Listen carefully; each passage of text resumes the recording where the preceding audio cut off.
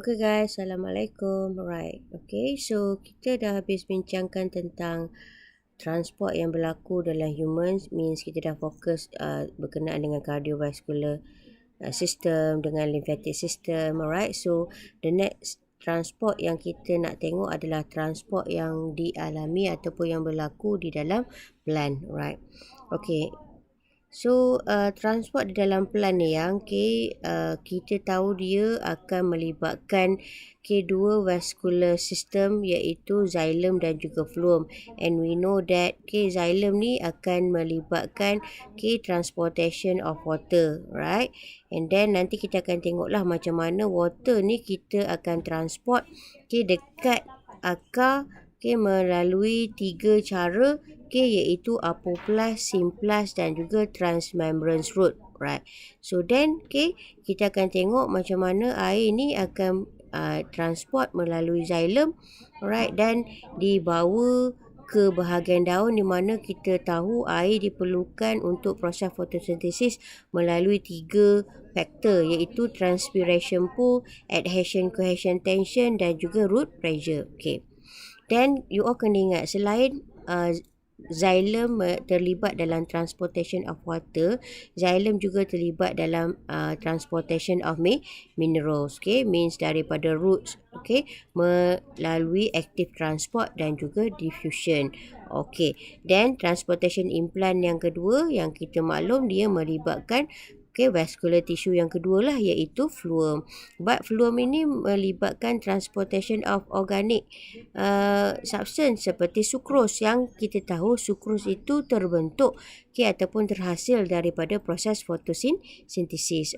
Dan translocation sucrose ni yang kita akan terangkan menggunakan pressure flow hypothesis. Alright, so ini gambaran transport implant yang kita akan bincangkan, right?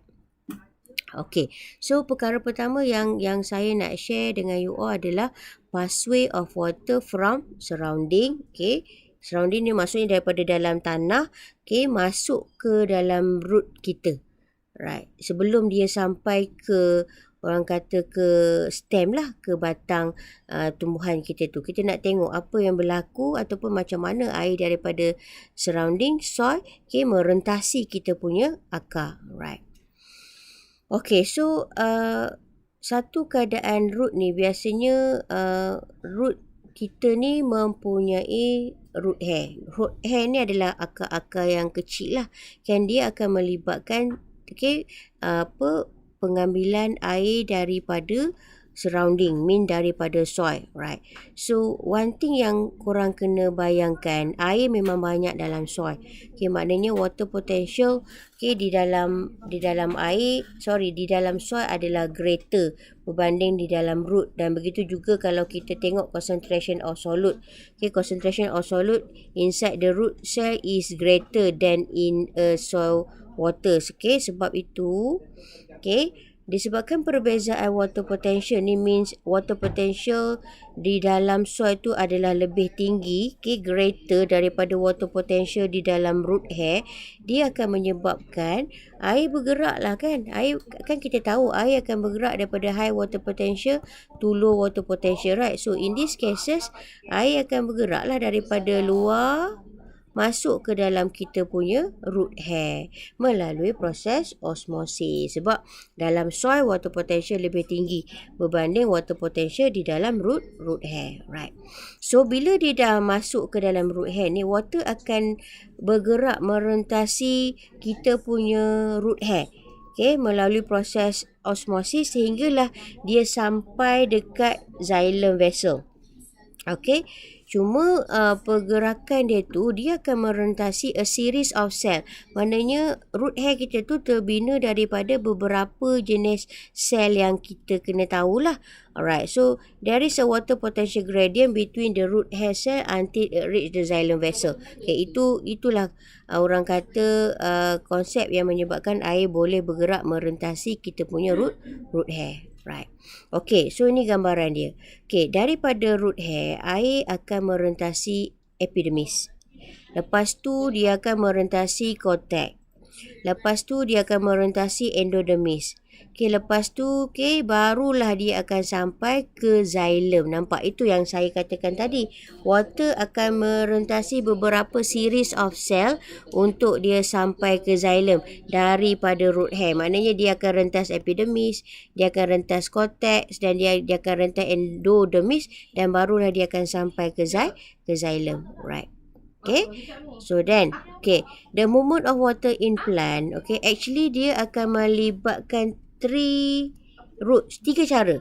Maknanya cara air itu merentasi akar kita tadi tu ada 3 cara. Yang pertama menggunakan kaedah apoplas. Nanti saya terangkan apoplas tu macam mana.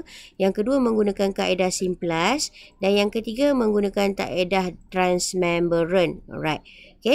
Transmembrane route. Right. So kita tengok cara yang pertama iaitu apoplas. So apoplas pathway ni adalah movement of water, pergerakan air, merentasi kita punya akar across cell through the space in the cellular cell wall. You all kena bayang, ini adalah plant cell. So plant cell kan dia ada cell wall kan, yang bahagian biru-biru ni. Itu adalah cell wall. So apoplas pathway ni adalah bila air tu dia bergerak merentasi sel wall. Maknanya dia tak lalu dekat bahagian tengah ni, tapi dia bergerak merentasi sel wall. Dia ikut laluan ataupun dia ikut sel wall. So the route is but kalau kita tengok air akan bergerak melalui sel wall kan, bergerak merentasi epidermis, bergerak merentasi cortex, tetapi bila dia sampai dekat endodermis halfway, pergerakan dia tu terganggu tau, interrupted, kerana endodermis ni dia mempunyai satu struktur yang kita panggil sebagai Casparian strip. Right, di mana Casparian strip yang ada ataupun yang terbentuk dekat endodermis ni dia punya sifat dia tak telap air. So bila dia tak telap air tak boleh nak rentas Casparian strip tu. Itu halangan kalau air menggunakan apoplas pathway. Alright. Maknanya dia memula rentas cell wall epidermis, je, tak ada masalah. And then dia rentas cell wall cortex pun tak ada masalah, cantik je. Bila dia sampai separuh jalan, ketika dia rentas cell wall endodermis, bila dia sampai satu bahagian di mana terdapatnya Casparian strip, air tu tak boleh nak merentasi Casparian strip. Tetapi apa yang air tu boleh buat? Air tu akan keluar daripada sel wall yang. Air tu akan keluar daripada sel wall dan dia akan masuk ke dalam cytoplasm. Alright, then daripada cytoplasm tu dia akan bergerak lah terus sehingga sampai ke kita punya xylem. Alright, up to 90% water that travel through the plant goes by this route because water can move without any resistance. Maknanya walaupun ada gangguan sikit disebabkan oleh Casparian strip ni, tetapi 90% pergerakan air merentasi root hair kita adalah menggunakan kaedah apoplas. Alright, itu cara pertama, apoplas. Tengok air daripada soil merentasi root hair. Mula-mula dia akan lalu cortex, melalui cell wall ni. And then dia masuk endodermis. Alright, bila dia masuk endodermis, disebabkan ada Casparian strip, right? So dia akan masuk ke dalam cytoplasm dan dia akan meneruskan simplas pathway. Maknanya dia akan bergerak merentasi cytoplasm and then merentasi pericycle dan akhirnya akan sampai ke xylem. Alright.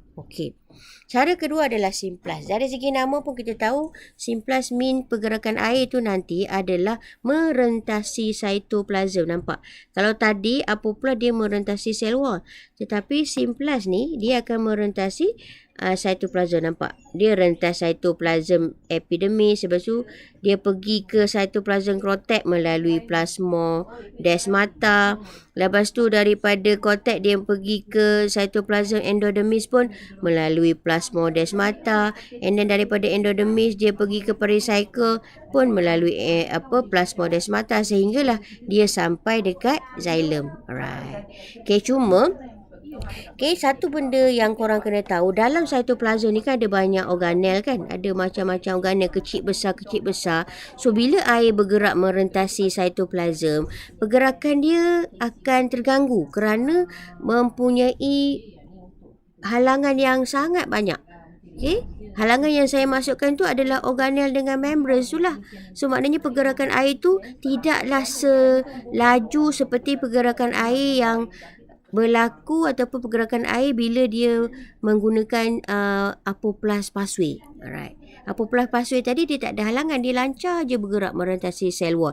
Tetapi ada sikit je lah bila wujud Casparian strip tu, tapi tak ada masalah kan, dia masuk semula dalam cytoplasm dan bergerak macam biasa sehingga sampai ke xylem. Okey, tapi simplas ni setiap kali dia rentas cytoplasm epidermis nak terpaksa berlanggar dengan organel-organel yang ada di dalam cytoplasm epidermis. Begitu juga bila dia berentasi cytoplasm cortex, okay, air juga terpaksa nak berlanggar antara organel-organel yang ada dalam cytoplasm cortex, cytoplasm endodermis, dan sehinggalah dia boleh sampai ke xylem. At the end dia sampai juga, tapi mungkin lambat sedikit lah berbanding dengan pergerakan air kalau dia menggunakan apoplas pathway. Right. Ni root laluan simplas lah. Water masuk root hair, masuk cortex, okay, melalui cytoplasm endodermis dan akhirnya sampai ke dalam xylem. Right. Okay. Dan pathway yang ketiga adalah transmembranous route. Right. So transmembranous route ni adalah bila air move into and out of cell vacuole by osmosis across partially permeable membranes of tonoplast. Tonoplast ni adalah plasma membrane vacuole. Right. So keadaan dia, kalau simplas tadi, water tu merentasi cytoplasm, tetapi dia akan elak organel-organel yang ada di dalam cytoplasm tu. Contoh, dia akan elak vacuole yang besar di dalam kita punya cytoplasm tu. Tetapi kalau air tu menggunakan transmembranous route ni, dia tak akan elak vacuole. Tetapi contohlah ni kita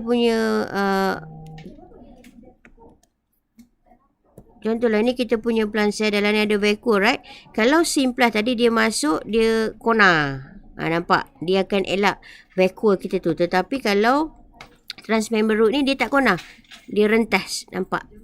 Dia rentas tonoplast tu. Mean dia akan across, okay, the plasma membranes kita punya vacuole. Right. Okay. So okay, so kita tahulah kalau terpaksa rentas plasma membran beberapa kali, sebenarnya dia akan mengganggulah, okay, pergerakan air kita merentasi kita punya roots. Alright. So sebab itu transportation yang menggunakan kaedah transmembranous route ni adalah tidak banyak. Okay, sedikit je. Paling banyak adalah menggunakan kaedah apoplas tadi tu. Right. So itulah 3 cara transportation of water daripada soil merentasi root hair kita sehinggalah sampai ke xylem. Alright. So next nanti kita akan tengok macam mana air kita bawa merentasi xylem, dan kita juga akan tengok macam mana sukros yang terhasil dekat daun daripada fotosintesis, dan kita akan translocate dia ke bahagian-bahagian pada pokok kita. So I think that's all yang. Terima kasih. Assalamualaikum. Bye.